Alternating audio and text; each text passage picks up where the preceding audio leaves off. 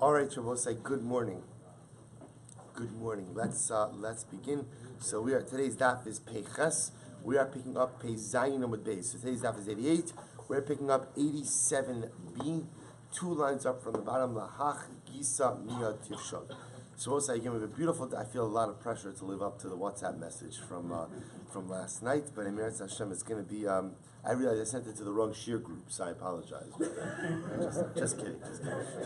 So again, we're going to have actually a beautiful daf today. We're going to see Amud Beis is going to be some beautiful agarata, and so there's some beautiful, really magnificent insights into the big day kahuna. So we're going to get through, and Amud Aleph is actually going to have a couple of very interesting sugyas. So we're going to get through Emeretz Hashem Halacha, Agarata, all in one day. Let's go. So Lahach Gisa, remember I left you off yesterday with an incredible question, which is, what is the status of Avir HaMizbeach? What is the status of the airspace of the altar? Does the airspace of the altar count as being on top of the Mizbeach itself, or is the Avir of the Mizbeach essentially not related to the Mizbeach at all, but rather the equivalent ultimately again to being on ground level of the Mizbeach? That's the fundamental shaila we left off with yesterday. The Gemara didn't solve it, now let's answer it. Lahach Gisamiyah Tivshot. You can answer this question from a different perspective. The Avir Mizbeach Kim Mizbeach Dami. It must be that the airspace of the Mizbeach is like the Mizbeach. How so? Because if you're going to think that the airspace of the Mizbeach is not like the Mizbeach, top of Peiches, Chatas ha'of psula hechi mazeh midama. So let's remember again, what do you do? What do you do with the Chatas ha'of? Now remember, Chatas ha'of, the Malika is done by the top of the Mizbeach. Let's say you went ahead and you did the Malika, Shalom Lishma. You did it not for the intention of the carbon. So we'll say in that case, again, that's one of the situations where im Allah lo yired. If it's up already, you don't take it down. So how would you be able to go ahead and do the hazah, do the sprinkling of the blood? Havile yarud. So we'll say if Avir of the Mizbeach is not like the Mizbeach, then when the Kohen is holding the bird on the top of the Mizbeach, it's not on the Mizbeach itself, it's in the airspace. If Avir is not like the Mizbeach, then what? Then that is the equivalent as if the bird has already been taken down. If the bird has already been taken down, then everyone agrees that what? It does not go back up. Yet you know that's not the halacha. Once the Chatas ha'of is on top of the Mizbeach, we do the hazah there, to which the Gemara says, Shar psulim, hechi zarek lu midamas. Similarly, you're going to say any other case of psulim, any other cases of invalidations, how would you be able to do the zrika even after they've been taken up to the top of the Mizbeach, if after all, Avir is not like the Mizbeach itself? Once it's in the airspace, it's as if it's already been taken down. If it's been taken down, then it can't be offered up, to which the Gemara says, the magalu. So ultimately, again, must be a case that what? We could be talking about a situation where the bird or the other sacrifice is actually touching the top of the Mizbeach. So the Gemara says, but if that's the case that it's touching the top of the Mizbeach, ha-hazohi mitsuihi, zazrika shvicha. So if that's the case, that the bird is touching the top of the Mizbeach, then what? It's not really going to be a sprinkling, but rather it's going to be like a draining of the blood. It's not going to be a zrika, it's going to be a spilling. Va'od, derech hazah bekach, derech zrika bekach. Is that the way you do hazah? Is that the way you do zrika? Amar Ravashi, I dinakat lu barasham Mizbeach hachenami. Ki ka'amar ditalinu bekanya mai. So what Ravashi says as follows. Ravashi says, understand that when we are talking about the Kohen standing on top of the Mizbeach, if you look at Rashi for just a moment, Amar Ravashi, li'olan bayon mehalo tifshot, da gavra barasham Mizbeach koi, v'noket lu v'chiyai gavno lo mi boilan ba'avir Mizbeach le'al da'anachas gufo barasham Mizbeach kanachas karbonami. So as Ravashi comes along, and Ravashi says something very interesting. He says, at the end of the day, in a case where the Kohen is standing on the Mizbeach and holding the object, that's not a shaila of Avir. That's not a shaila of Avir. We'll say, why is that not a shaila of Avir? Because at the end of the day, the Kohen is standing on the Mizbeach, and that's ki'ilu what? That's as if what? That's as if the object is sitting on the top of the Mizbeach as well. That's not a shaila of Avir. Everyone agrees that when the Kohen is standing on the Mizbeach and holding something, it's as if that item is at rest on top of the Mizbeach. That's not our shaila? What's our shaila? Rav Ashi says, if you could imagine, if the Kohen is holding a stick and the sacrificial item is attached to the stick, and he suspends the item over the airspace of the Mizbeach. He's got a lot of time on his hands. So we'll say, so what? So the shaila in that case is, what's the status of Avir? So we'll say, this is very important, because up until now, we assumed that the discussion about Avir, we'll say, was what? Was a situation where Halacha Lamaisa, the Kohen standing on the Mizbeach, holding the object in his hand, and because it's not at rest on the floor, we'll call it, of the Mizbeach, is considered to be, in the Avir, in the airspace. And now we'll say, we begin to see is that in fact is not the case. When the Kohen is holding it, and he's standing on the Mizbeach, it's as if it's at rest on the Mizbeach. What's our shaila? Our shaila is if the Kohen was suspending it with a stick over the Mizbeach, what would be the status there? So we'll say, so that's how the Gemara ends, and the Gemara says Teku. We're not sure about that case. We'll say, what is the halacha l'maisa? So listen to this. So the Rambam brings down in Hilchos Psula Mukdashin, Perek Gimel Halacha Yud Beis. Here is the halacha. Va'avir Mizbeach ki Mizbeach. We'll say, how do we paskin? The airspace of the Mizbeach is like the Mizbeach itself. Ve'imur kachim kalim shelim kolim tzigaz. Fine. So we have the Rambam then goes through the rest of it. But I will say, that is the halacha. Airspace of the Mizbeach, ultimately, again, is like the Mizbeach itself. Good. Mishnah. We'll say, Peiches Amud Aleph, about 7 lines down. We'll say another interesting Mishnah. Kli halach, mekach nesach. So we'll say, as we're going to see now, there were different utensils in the Beis HaMikdash.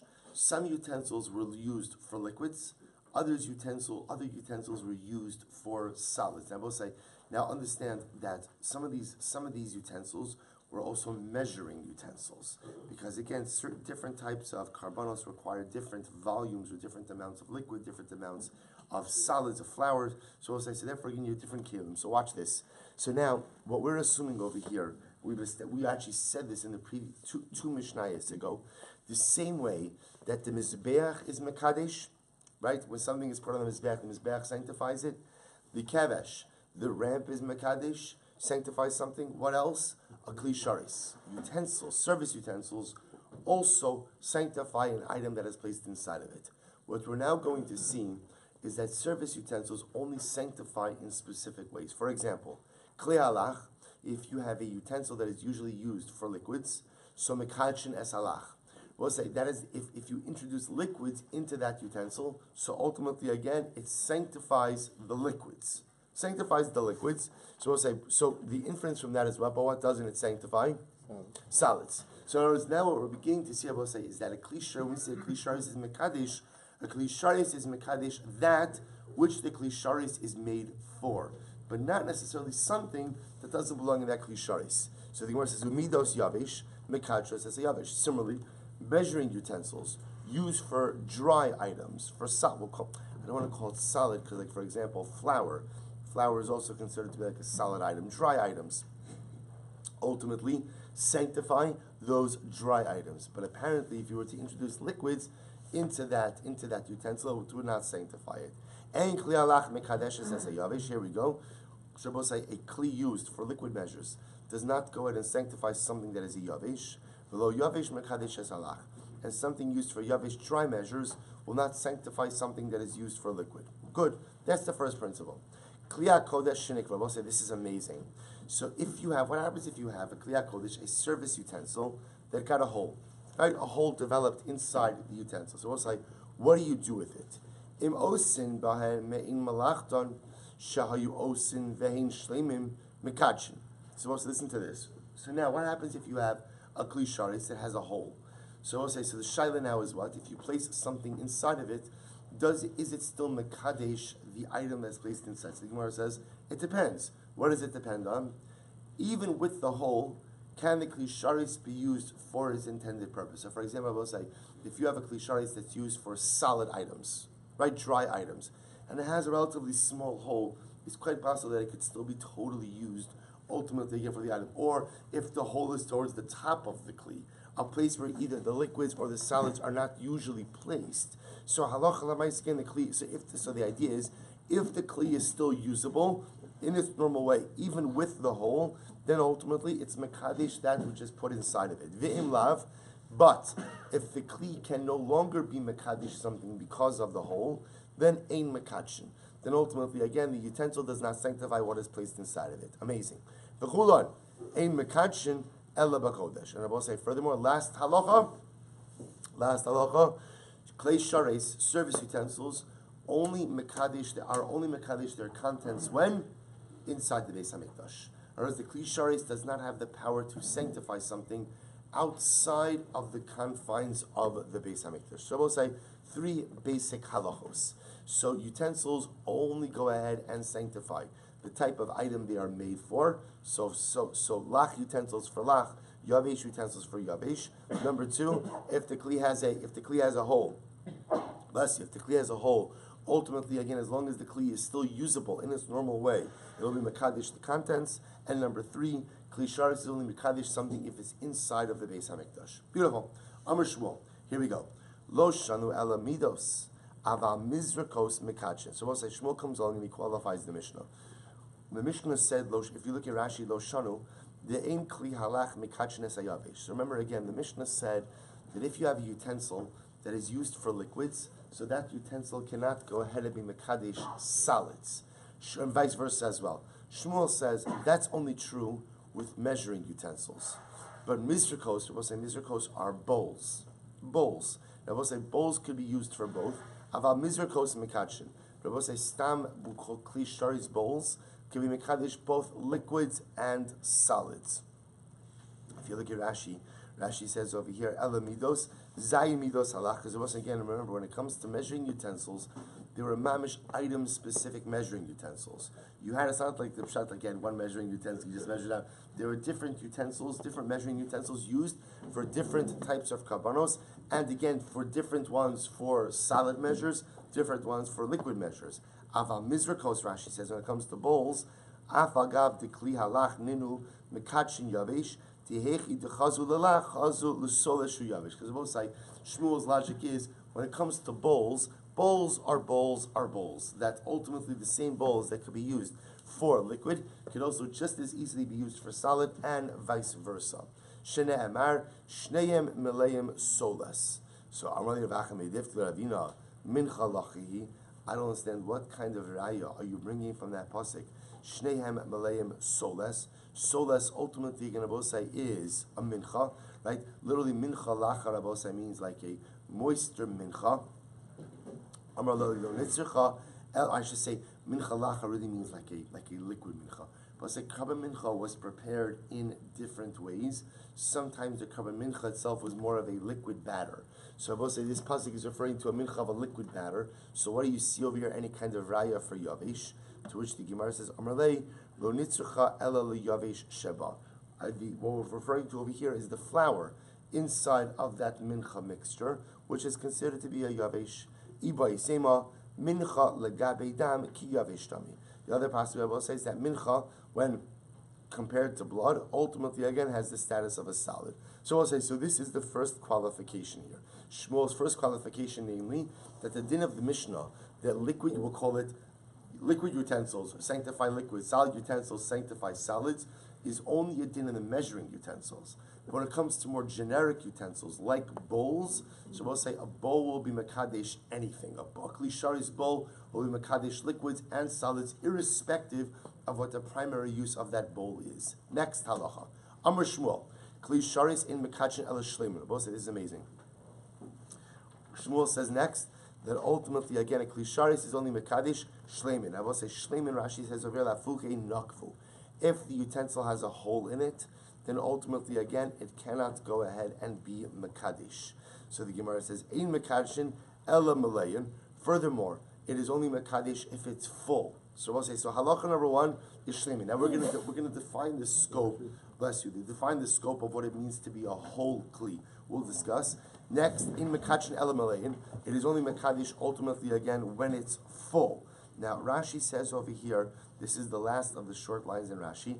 In mekadshin ela malayin, kilomar sheyehei bahen shir shalim atzarich ledavar. So we'll say this is actually very interesting. That it seems to be saying over here, a kli sharis only sanctifies if you have the right amount of carbonic material inside of it. So for example, if the mincha had to be X, but you only have X minus Y, the Kli Sharis will not be Mekadesh until the full measure of the item is inside of the Kli. Next, in Mikachin Ela Misochan. We'll say Kli Sharis is only Mekadesh on the inside of the Kli. We'll say, what does that mean? What that means is if you take an item and you touch it to the outside of the Kli Sharis is not Mekadesh that. Only if you place it inside the Kli is the Kli Sharis Mekadesh it. Va'amrila, so we'll say a different, good morning Mr. Schoenfeld, a different version. Va'amrila, ein Mekachin Ela Shleimin. We'll say other possibility. Again, this is just an alternate version of the previous statement of Shmuel. What are the qualifications? Number one, the Kli has to be whole, umeleim, and it has to be full, umi bifnim, and ultimately again from the inside. So the Gemara says, umay benayu. We'll say what's the distinction between these two versions? To which the Gemara says berutze midos. We'll say this is actually very interesting. Berutze midos means we'll say what happens if you fill up the Kli Sharis. Let's go with the mincha because I think it's just the easiest example. You fill up, let's say, the Kli Sharis with a mincha, and I will say what happens. The mincha rises above the lip of the utensil. Does the mixture above the lip, right? Does that make sense? Yeah, above the lip of the utensil. Does that amount, is that sanctified or not? Look at Rashi for just a moment. It's the third wide line in Rashi. Beirutze midos ika. So Rashi says over here, Leman detani in mekachin ela misochan. So it's according to the version that said, the Kli Sharis is only mekadesh on the inside. Kasavar beirutze midos lo niskadshu ela masha besocha lalo shel kli. So let's listen to this. So the one who holds ultimately again that ein mekachin ela misochan. So we'll say misochan means what? Misochan means only the material encompassed within the walls of the utensil is kodesh. Anything that what? Rises above the walls is not kodesh. Versus the version that says mi bifnim, anything inside of the kli is kodesh. We'll say that would even include what? The amount of carbonic material that rises above the lip of the utensil. Why? Because that's still contained inside of the utensil. So we just see an interesting nafkamina over here as to whether or not to use the lashon of mi bifnim or mi sochan. Mi sochan sounds like inside of it, encompassed within the walls, not rising above the walls. Mi bifnim means as long as it sits inside the kli, even if it rises above the lip of the utensil, it'll still be kodesh. So the Gemara goes weiter. The masnisa tana. So we'll say, interestingly enough, in the brayso we learned, ein mekachin. So we'll say Kli Sharis is only mekadesh ela shleimin if the utensil is whole. Umaleim, and it's full, meaning the full measure of carbonic material is in there. Umi sochan, and if it's inside, or I should say, if it's contained inside, umi bifnim, and if it's in the Gemara, we'll say, what did this version do? It encompassed everything. And I will say, this is indeed halacha l'maisa. We hold that a Kli Sharis has the ability to be mekadesh something, even if the carbonic material rises above the lip of the utensil. Good. I'm Rabbi Yochanan. So let's listen to this.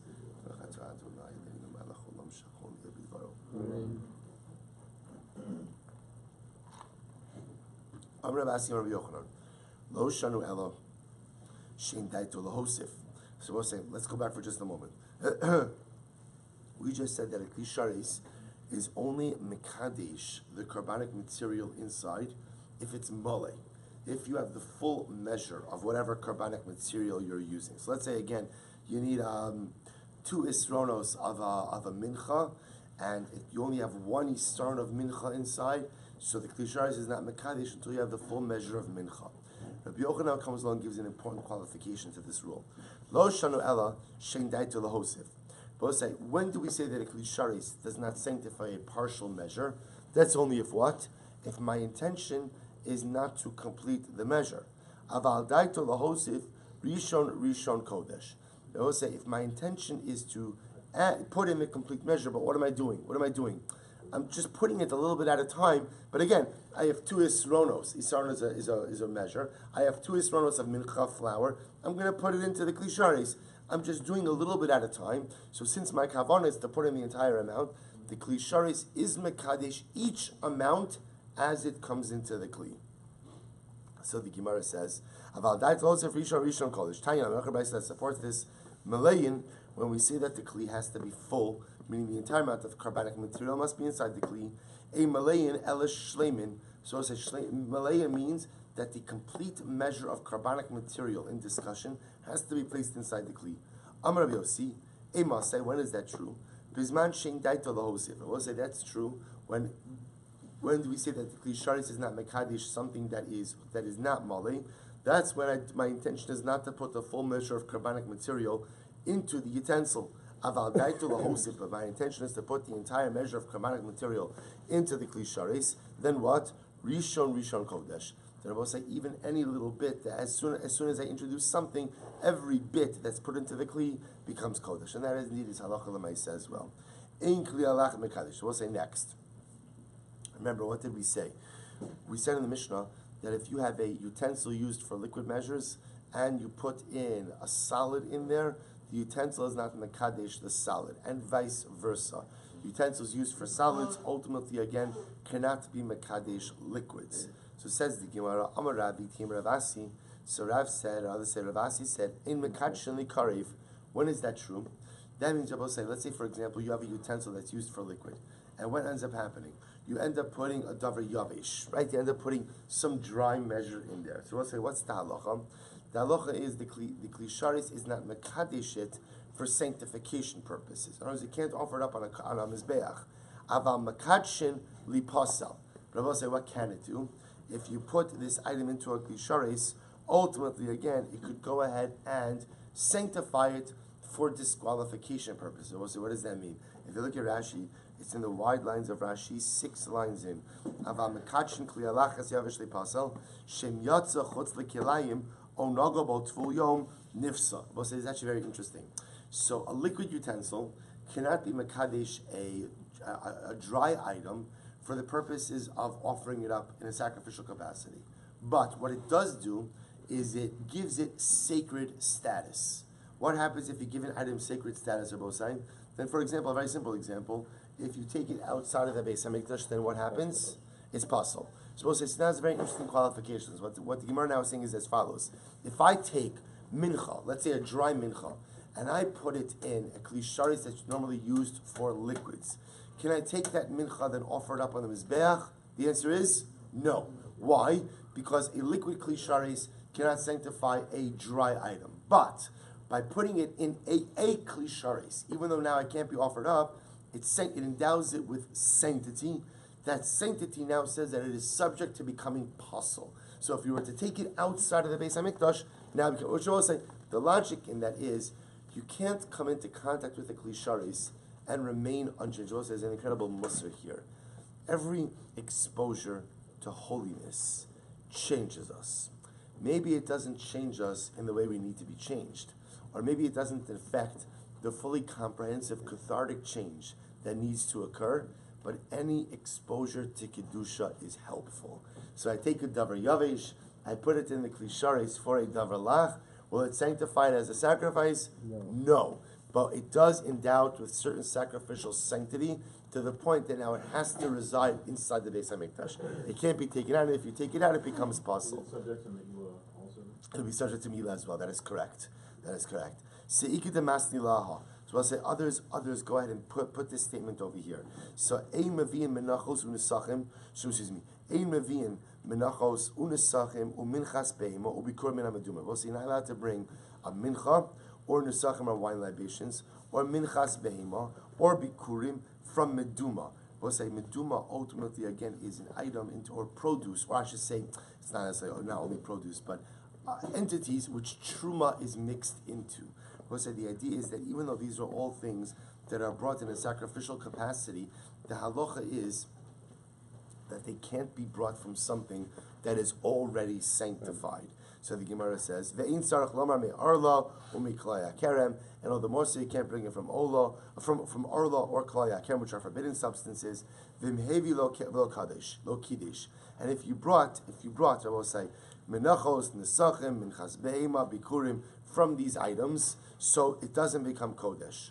Amarav v'item ravasi, lo kiddush likarev, aval kiddush lepasal. But say again, so it comes on Ravasi and says, it's true you can't offer it, but ultimately it is endowed with some level of sanctity, and therefore again it is subject to becoming disqualified in a sacrificial capacity. Good. So we'll say, so that, by the way, all of these things we're talking about today, these are all halacha l'maisa. All halacha l'maisa. Tanra. So the Gemara goes weiter.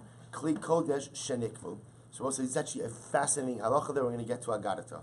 So Tanra Banan. Kli kodesh shenikvu. We'll say if you have a kli kodesh, a kli sharis, right? The kli sharis, a service utensil, shenikvu. We'll say that has a hole in it. It has a hole in it. So we'll say, so now what do I do with the hole? Ein masichin osan ve'ein masichin l'sochan. We'll say, listen to this. So in masichin osan, Rashi says, is you can't go ahead and I guess the right word is well, this is melting, if you have an iron, if you have a metallic utensil, so if you heat it up enough, what can you do? You can manipulate the metal and close up the hole. I don't know what the technical term of smelting is. Okay, so understand, but here, I'm not introducing anything foreign into it. In other words, I'm just heating up the kli and manipulating the metal to close up the hole. You're not allowed to do that. We'll say, that's patching. You can't take another piece of metal and plug up the hole in the kli. You can't do that. So we'll say, that means you can't take lead, melt it down, and patch up the kli. Nifkamu, we'll say, if the kli, now nifkamu literally means paga means it becomes chipped. It becomes chipped or broken in some way. Ein maskinin osan. You don't fix it. You don't fix it. Sakin shenifkan. So by the way, what's the logic over here? So if you look at Rashi says, ve'ein masichin l'sochan ever. We'll say it's 5 lines up from the bottom in Rashi. Ve'ein masichin l'sochan. Rashi says listom hanekeb. So if there's a hole in the kli, you can't go ahead and melt down some lead and patch it up with lead. Why not? We'll say this is amazing. V'kulu mishum demechse ka'anius v'lav orach ara. We'll say because you know what this looks like? This looks like a poor person. You see, we'll say a poor person ultimately again will go ahead and do anything he can in order to save his utensils because they are at a premium. A wealthier person goes there if he gets a hole in his utensil. What does he do? He throws it out, right? He gets rid of it because he can always get another one. So the problem with soldering or smelting or going ahead or patching up utensils in the Beis Hamikdash is it looks like anios. It looks like anios, right? It looks like poverty, and we're going to see ultimately again in the Beis Hamikdash there is the concept of ein anios b'makom ashirus. The Beis Hamikdash, Rabbi say, is a place of grandeur and a place of wealth. We do not engage in poverty-like behaviors in the midst of a place that is all about grandeur and wealth. Therefore, again, something gets broken, you throw it out. And obviously you have to dispose of it to Bikdusha as well, which we'll discuss. Similarly, again, if a knife, I want to say sakin shenifkam, if the knife breaks or the knife gets a pigam, some type of nick, so we'll say, if you have a knife, you could sharpen out any nicks. We don't do that in the Beis Hamikdash. Nishmita, similarly again, if the blade comes out of the handle, this is amazing.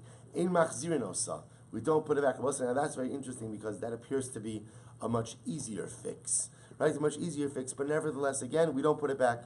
Abba Shalom or Sakin Mitarefes Haisam Mikdash. So Abba Shalom tells a story that the Kohanim once had a knife that was Mitarefes. So we'll say Mitarefes means it has some nicks, and they constantly had to smooth it out. V'nimnu aleh kana v'ganzua. And the Kohanim, instead of smoothing it out, what did they do? They decided to put it in the Geniza, to put it in Shemus, right? To hide it away. I will say now, understand that's a big thing, because knives, when it comes, you speak to any shochet, and when it comes to shchita, we'll say shochtim have their knives. They have their knives, right? Some other people also have their knives, but stay away from people like that. Those are not people you want to hang around. I will say, so the idea over here is that for a shochet to go ahead, a shochet is very attached to it. In fact, remember again, we saw in Maseches Yuma that there were cubbies where the Kohanim used to keep their knives because that's that for shchita. But once as a pagam, we don't. What are you doing? You don't sharpen out the imperfections of the knife. Rather, we just simply hide it away. We put it in geniza because ein aniyus b'makom ashirus. So I'll say, by the way, I'll just point out to you, this is actually dramatically amazing. We see this concept over and over and over again. The No Rabbi Yehuda has a whole piece where he says, but we have a contradictory concept called HaTorah Chassa Al Mamonon Shel Yisrael. That we see that in general, again, the Torah, Halacha is very careful with the money of Klal Yisrael. So I'll say it appears that the Beis Hamikdash is the exception to that rule. When it comes to the house of HaKadosh Baruch Hu, we spend money. When it comes to the house of God, we make it beautiful. When it comes to the house, when it comes to the Beis Hamikdash, when it comes to the house of the Yirmiyah Shalom, we'll say that at the end of the day, Ein anios b'makom ashirus. Only top shelf. Only top shelf for HaKadosh Baruch Hu. So we'll say it's the one, interesting, everywhere else in Halacha, we see that Chazal go out of their way. Chasa Torah al mamonon shel Yisrael. Whenever we can save, whenever we don't have to spend, we do so. The ODV brings down the one exception to this rule is the Beis Hamikdash. This is not like a building fundraiser, right? But again, right? It's the one exception to this rule. I will say that ultimately, again, when it comes to the house of HaKadosh Baruch Hu, by definition, everything has to be done b'derech hashirus. Incredible. Which I will say, by the way, that was the Beis Hamikdash. Could have built a much simpler Beis Hamikdash.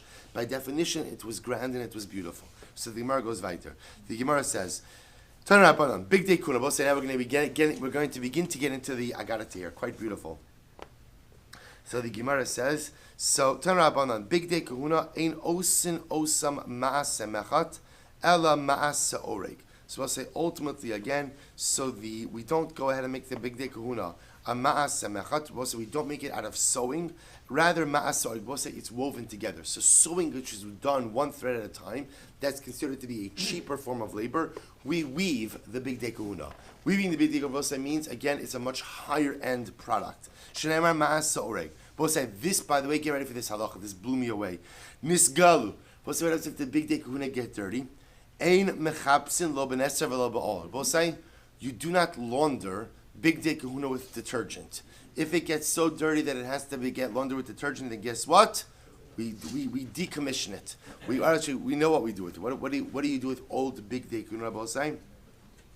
So the Gemara brings down in Maseches Yuma, they would go ahead and cut it up and use it for wicks, for the lanterns, for the lights of the Beis Hamikdash. So we do not launder. There's no laundry of the Kohen Gadol. Right, Kohen Gadol has no laundry. Once he goes ahead and he keeps his clothing clean, fine, he can reuse it. The moment it gets dirty and needs to be laundered, ultimately again with detergent, we decommission it. Amar Abayis, the Gemara says, "Habamai mechapsin." Now we can infer from that detergent you don't launder it with, but water you will launder it with. Amar Abayis hachi kamar. This is what it means. Hugu b'mai mechapsin oso b'neser v'hol. What it means is as follows: if it only gets mildly soiled, to the point that a little bit of water could remove the stains or whatever, then you could launder it even with detergent. Amud Beis. But if it gets so dirty that it requires detergent, then what? You can't even launder it with water. So both say, and others say, in others say no. We don't launder the clothing of the Kohen Gadol at all. At all. If it gets so dirty that it needs to be laundered with detergent, with water, it doesn't make a difference. You decommission it, make it into the wicks. Why? She'ein anius b'makom ashir. So both say, now by the way, I just want to point out, this is like a new level of ashirus, right? A new level of wealth. That I'm so wealthy that I don't even do laundry. Mamish, like that's like a different darga. That's the wealth of the Beis Hamikdash. How do we paskin? So this is amazing. So the halacha is, Rambam says in Hilchos Klei Mikdash, Kol beged mi bigdei kuna, shenas utzoin, ein malavnin osan ve'ein mechabnin osan, ela manichan lepsilos ve'lovesh chadashim. We'll say the halacha is, any of the bigdei kuna that get dirty, we do not launder bigdei kuna. Rather, once at the end of the day it's dirty, and it's not, you can't really wear it right now because of the dirt, we go ahead and we use it for wicks in the Beis Hamikdash, and we give the Kohen we give him new clothing. Good. So the Rambam goes on, also the clothing of Yom Kippur could only be used once. Incredible. Ten Rabbanan. So now we're going to speak, beautiful Gemara, speaking about some of the big day kuna. Me'il, Ten Rabbanan, Me'il, Kulo Shal Tchelasaya. So I'll say the Me'il was made all of tchelas. We'll say so. The me'il is like the outer robe of the Kohen Gadol or of the Kohen. That was made of fully of tchelas. Shneimar vayas me'il ha'efod klil tchelas. We'll say pretty straightforward. The me'il is made out of tchelas. Shulav ketzad. We'll say what was on the bottom of the me'il. What was on the bottom of the robe of the Kohen Gadol. So listen to this, we'll say. So maybe tcheles va'argaman utola shani shazurin. You would bring up, we'll say tcheles is blue wool, argaman is purple wool, tola shani is red wool. Shazurin, and you would take all of these threads and wind and twist them together. Va'osa osan kemin rimonim shelo pischu pian, and you would fashion these threads in the form of pomegranates whose mouths have not opened. If you ever see like pomegranates on the tree, so the longer they remain on the tree, their mouths open up. When they're, the top of the tree opens, it opens up. So they would look like pomegranates before the mouth opens up. Ukamin konaos shel kanasos sheberoshe tinokos. And we'll say they look like the cone type of hats that children used to wear when they were playing. Umevi shivim ushnaim zogin shebam shivim ushnaim in balin. We'll say what happens. You would bring 72 zogin. We'll say zogin are bells. Shevahen shivun ushnaim in balin. An in bal, we'll say, is the, what do they call it? Like the clapper, right? The thing inside the bell that makes noise, that clanks against the side of the bell. So we'll say, understand this incredible image. So they made 72 of these woven pomegranates. They brought 72 bells, 72 clappers, and what happens? Vitola bahen. And I will say they would put the bells, the clappers inside the bells, and the bells inside the pomegranates. Which so the Gemara says, or I should say next to the pomegranates. Vitola bahen shloshim vishisha b'tzad zeh ushloshim vishisha b'tzad mitzad mizeh. I will say they would put 36 of them on one side, 36 bells, pomegranates on one side. Because remember, the me'il itself, Rabbi Osai, was something that the Kohen would put over his head. So he put it over his head and it hung down on both sides. So 36 on the side in front of him, 36 on the side in back of him. Rabbi Dos Omer Mishum Rabbi Yehuda, no. Shloshim B'shisha, no. There weren't there were not 72 bells and pomegranates. Rather, there were what? There were 36. Shmona Shemitzad Zeh, Ushmona Shemitzad Zeh. 18 on the front side, 18 on the back side. I'm a Rabbi Inyoni.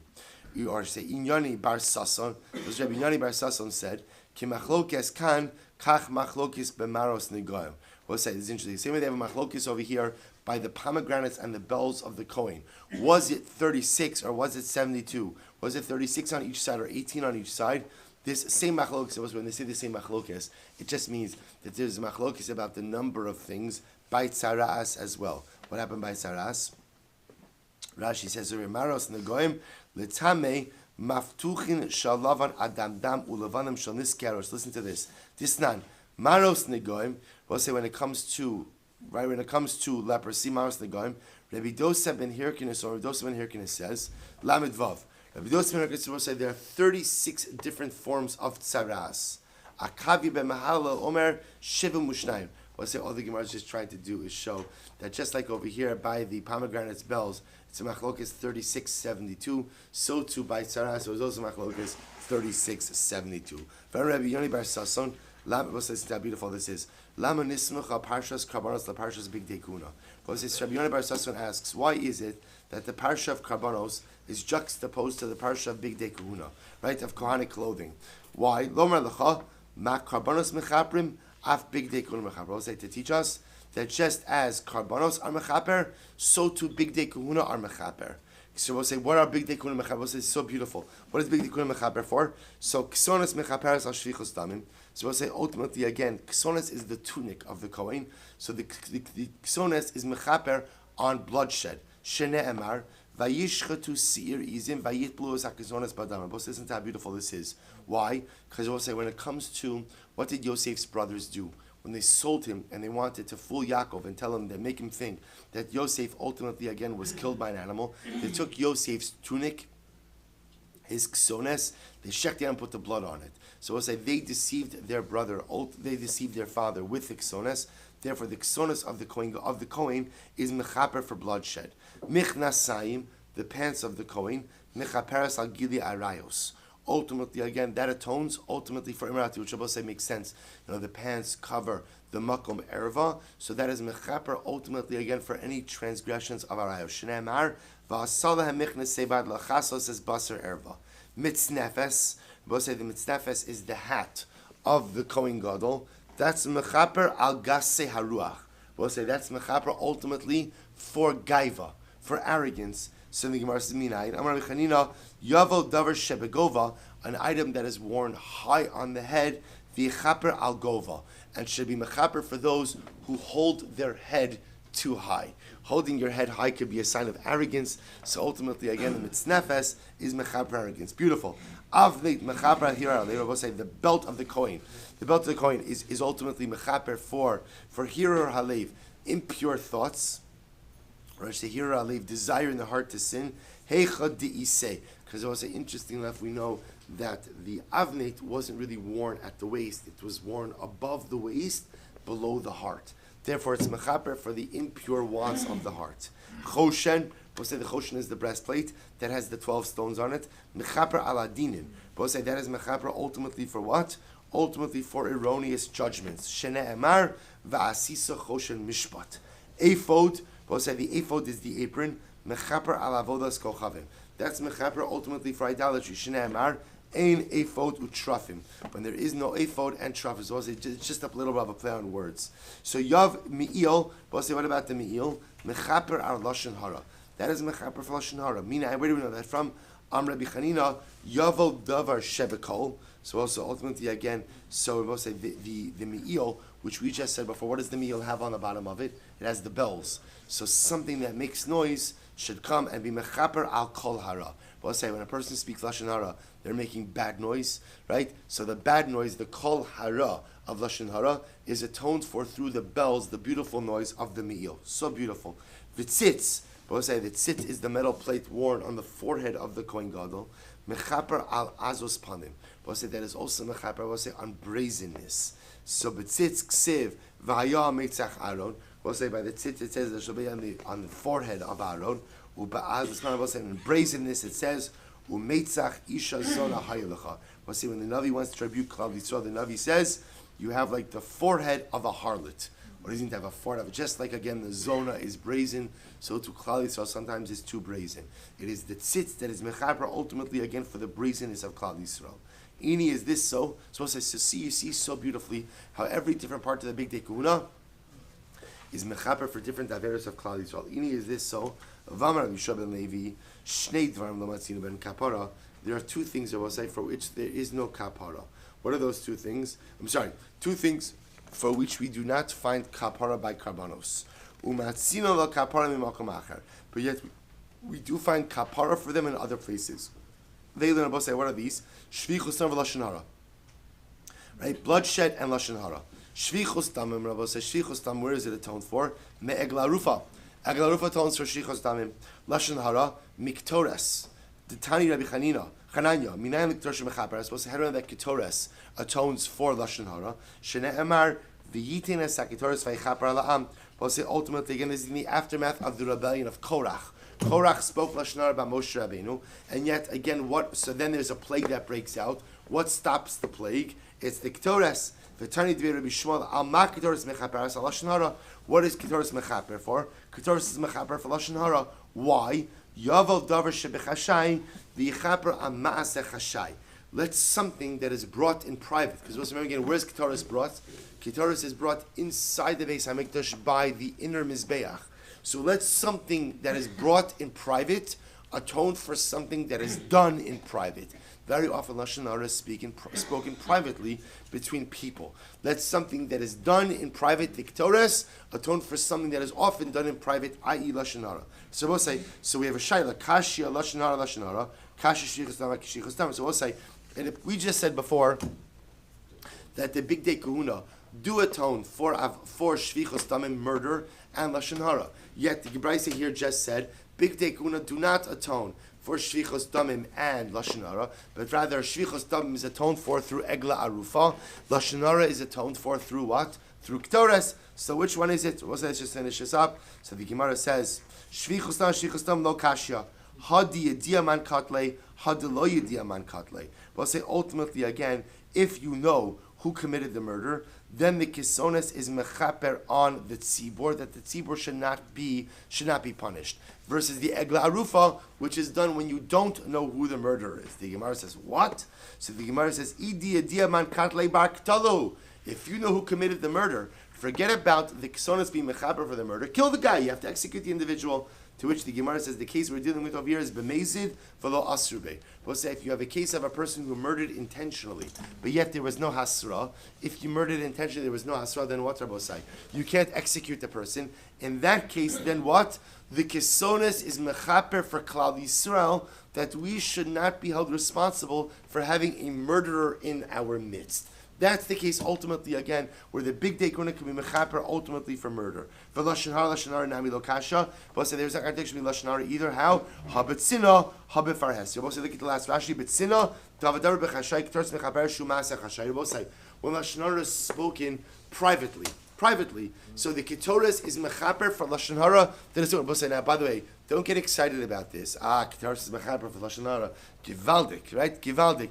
That's not what it means. What it means, it says as follows: that there's collective responsibility on the part of Klal Yisrael. So if there are people speaking lashon hara, even if I am not one of them, ultimately, again, there is still an element of collective responsibility. The Ketores takes care of the collective responsibility when lashon hara is spoken privately. What doesn't the Ketores take care of? What doesn't it take care of? The individual speaker's responsibility. So when Ketores is spoken privately, the Ketores takes care of national responsibility, habefarhesia. But say ultimately, again, when lashon hara is spoken publicly, then it is the pa'amonim. Then it is the bells on the bottom of the me'il that have the ability to atone for Klal Yisrael.